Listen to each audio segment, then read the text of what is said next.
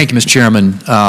Let me also thank the witnesses for being here today as we examine ways in which the tax code can continue benefiting American families.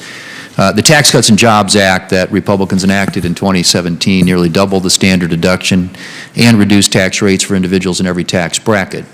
This has not only helped American families keep more of their hard-earned dollars, but also helped businesses grow and raise wages. And ultimately, these provisions, partnered with other changes in the tax code, like expanding the reach of the child's tax credit, helped the unemployment rate fall to a 50-year low and the poverty rate fall to the lowest level ever recorded. So, Professor Meyer, could you just briefly speak to what Tax Cuts and Jobs Act provisions you believe were the most effective in boosting employment and reducing poverty levels across the nation, whether it be the reduced rates, expanded CTC, or other provisions?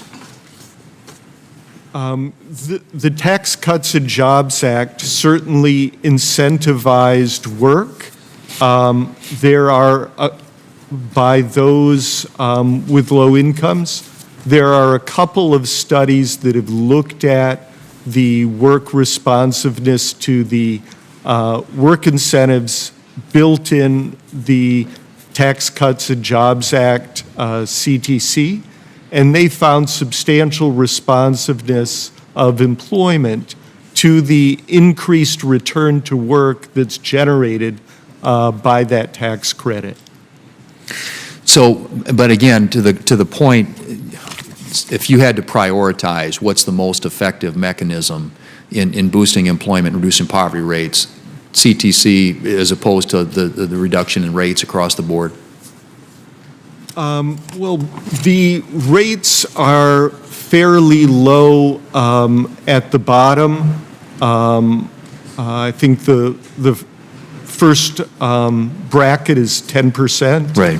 And but the incentives provided by the EITC and the CTC are really substantial. For a parent, a single parent with 2 children, the combined effect of the EITC and CTC is about $9,000. So it essentially converts a $10 an hour job into a $14.50 job. Really quite a big increase in incentive to work.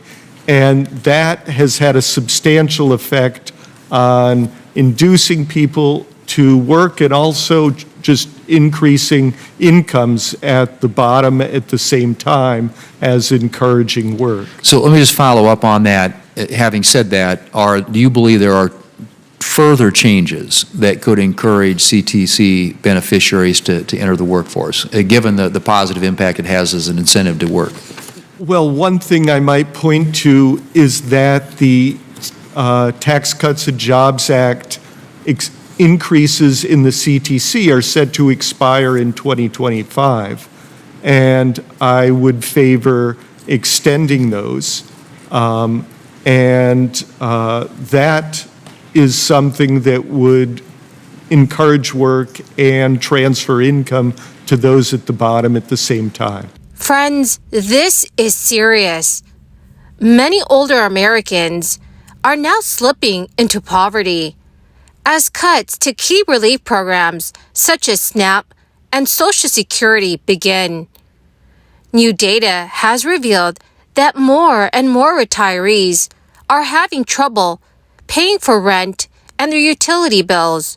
But there are certain states that are officially approving thousands of dollars in direct aid for low-income Americans. My dearest friends, please make sure that you watch until the end of this video to hear about all of the details. Also, in a few days, this coming Friday, I will be announcing more winners for the Walmart gift card giveaway. If you'd like to enter these weekly giveaway, friends, please click and like several of my videos and then comment below the keyword of each video that you watch. The more videos that you watch and then comment on, the greater your chances, friends, of winning the giveaways. Inflation hit its lowest levels in roughly 2 years, but Social Security recipients may have mixed feelings about how that news could affect their benefits. As inflation continues to decline, So are expectations for next year's Social Security's cost of living adjustment. The Senior Citizens League predicts that Social Security recipients will receive a 2.7% raise in 2024. That is the lowest increase in 3 years. Every year, the Social Security Administration increases benefits for the almost 70 million recipients of Social Security and supplemental security income as a way to counteract rising costs. At the start of this year, the COLA received an 8.7% increase, the biggest boost since 1981. This was in response to surging inflation, which peaked at 9.1% in June 2022. The SSA said at the end of last year that the average increase was $140 a month, bringing the average total monthly benefit in 2023 to about $1,700. But in a previous Senior Citizens League survey, 52% of respondents reported that even with the historic COLA increase, their Social Security benefits were not adequate to cover higher household expenses. Data has also revealed that higher household expenses have rose by more than $185 a month from 2022 to 2023. It is unlikely that Social Security and SSI recipients will receive a COLA in 2024, anywhere close to this year's. The U.S. Bureau of Labor Statistics reported that overall inflation was up 4% year over year in May. The advocacy group's COLA expectations have been steadily declining along with inflation.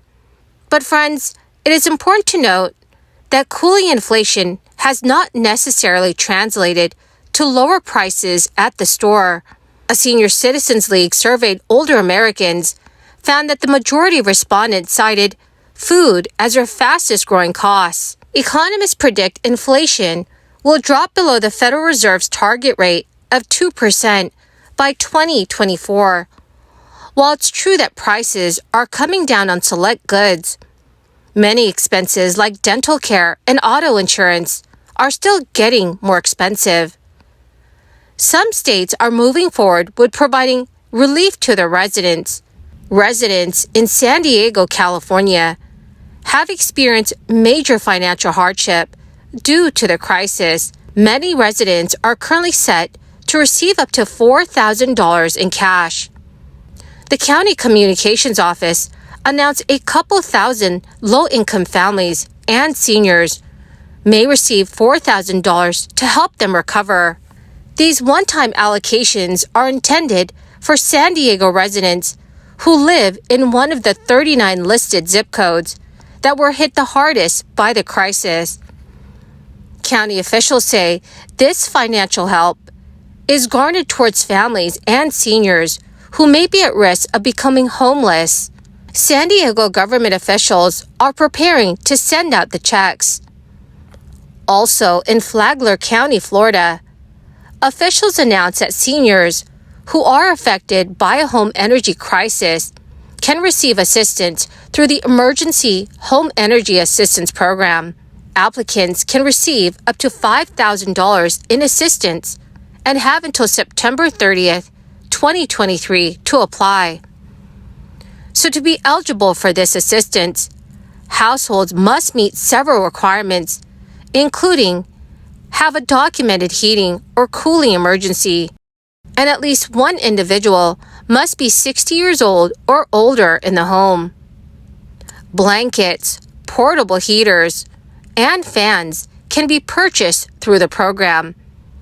And the program can also help pay for repairs or replacement of existing heating or cooling units. Alabama Governor Kay Ivey has recently awarded more than $4 million in grants to assist low-income and elderly Alabama residents in weatherizing their homes to lower energy costs. The grants support the Alabama Weatherization Assistance Program, which provides funds to improve the energy efficiency and safety of qualifying homes. Priority is given to people with disabilities the elderly, and low-income households with children. The grants will go to 13 community agencies across the state of Alabama that manage a program at the local level and oversee applications from individuals who wish to be considered for assistance. Well, my magnificent and most marvelous friends, that is the end of my daily stimulus update video for this Tuesday. My dearest friends, thank you so very much for joining me here and for being part of this community. To say thank you and to show my appreciation, I will be announcing several winners this coming Friday for the Walmart gift card giveaway. My dearest friends, if you'd like to enter these weekly giveaways, please click and like several of my videos and then comment below the keyword of each video that you watch. The more videos that you comment on, friends, the greater your chances of winning the giveaways. Thank you and have a wonderful and very blessed week.